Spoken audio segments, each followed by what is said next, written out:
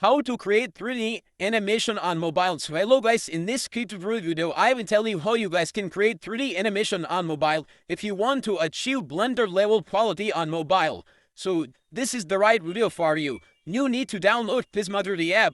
That app, you guys can download it from Play Store. Once you download it, simply click on Pisma 3D app. Now here you guys can see new import. So for 3D animation project, I will click on new. Here you guys can see on top left corner cube options, you simply click here. Here you guys can see cubes, pieces, render, plan, pyramid, text mode. Also on right corner you guys can see 3 lines. Once you click on that, you guys will see render, 3D import, 3D export, help. So basically in Prisma 3D you can import any type of FBX, OBJ, ZRTF file. Also you can add text after your pixel or 3D models. And the best thing was you can animate your characters and make best animation.